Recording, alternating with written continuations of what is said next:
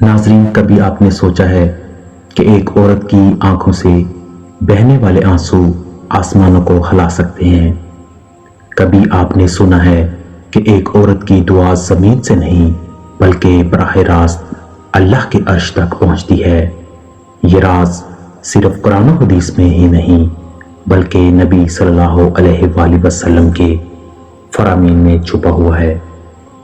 آج ہم بات کریں گے ان عورتوں کی جن کی دعائیں سیدھی عرش تک جاتی ہیں، اللہ کے ہاں پسندیدہ ٹھہرتی ہیں اور جنہیں رب العالمین کبھی رد نہیں کرتا۔ اسلام میں عورت کا مقام صرف ماں یا بیٹی ہونے کی وجہ سے نہیں بلکہ اس کے ایمان، صبر اور دل کی بدولت بلند ہوتا ہے۔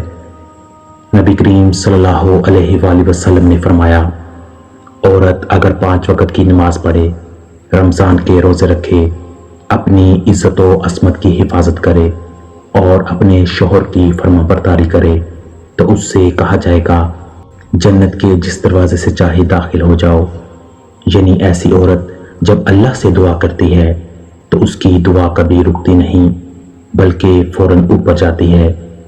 قرآن میں اللہ فرماتا ہے، ان اللہ مع الصابرین، بے شک اللہ صبر کرنے والوں کے ساتھ ہے۔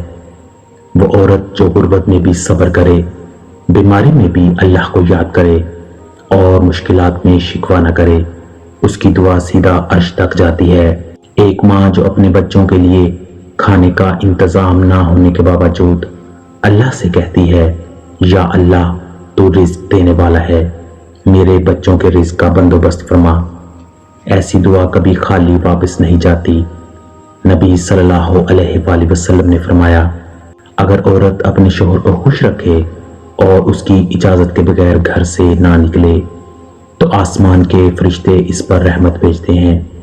وہ عورت جو اپنے شوہر کے حقوق ادا کرتی ہے، والدین کی خدمت کرتی ہے اور شریعت کے احکام پر عمل کرتی ہے، اللہ اس کی دعا کو فوراً قبولیت عطا کرتا ہے۔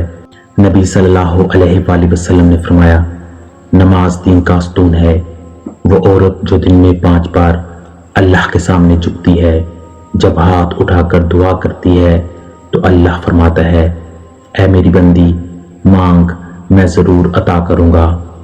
ایک روایت میں آتا ہے کہ ایک عورت جو رات کو تہجد میں رو کر اپنے گناہوں کی معافی مانگتی ہے، اس کی دعا عرش تک پہنچتی ہے اور اللہ فرشتوں سے فرماتا ہے، گواہ رہو، میں نے اس کی دعا قبول کر لی۔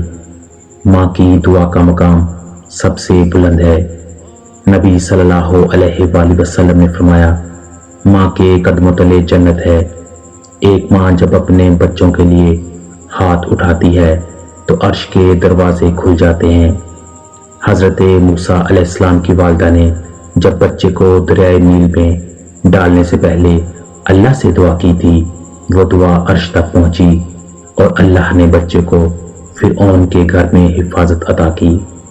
وہ عورت جو یتیم بچوں کے سر پر ہاتھ رکھتی ہے، مسکینوں کو کھانا کھلاتی ہے اور محتاجوں کی مدد کرتی ہے، اللہ اس کے لیے اپنی رحمت کے دروازے کھول دیتا ہے۔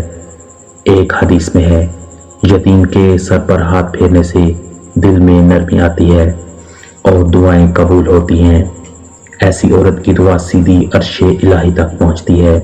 یہ دنیا کی عزت، شہرت اور طاقت کچھ بھی نہیں، اصل طاقت اس دعا کی ہے جو ایک عورت کے دل سے نکل کر عرش کو ہلا دے۔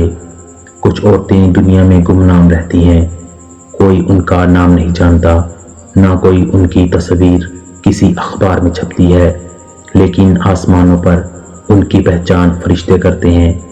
وہ عورت جو رات کو اپنے رب کے سامنے گڑ گڑاتی ہے، اللہ فرماتا ہے، اے میری بندی، تیرے آنسو میرے عرش کو ہلا دیتے ہیں، میں نے تیری دعا قبول کر لی ہے۔ پیارے بھائیوں اور بہنوں، اگر آپ چاہتے ہیں کہ آپ کی دعائیں بھی سیدھی عرش تک پہنچیں تو اپنی زندگی کو قرآن و سنت کے مطابق گزاریں۔ نماز، صبر، والدین کی خدمت، بچوں کی تربیت اور نیکی کے راستے پر چلنے والی عورت وہ عظیم عورت ہے جس کی دعا کبھی رد نہیں ہوتی۔ اگر یہ ویڈیو آپ کو پسند آئی ہو تو براہ کرم इसे अपने अजीज़ों के साथ ज़रूर शेयर करें ताकि हर औरत अपनी दुआ की ताकत को पहचान सके। कमेंट्स में हमें लाजमी बताएं कि आप कौन सी दुआ सबसे ज़्यादा पढ़ते हैं और किस मौका पर दुआ करते हैं। अपना बहुत सा ख्याल रखिएगा। मिलते हैं किसी अगली वीडियो में। तब तक के लिए अल्लाह हाफिज़।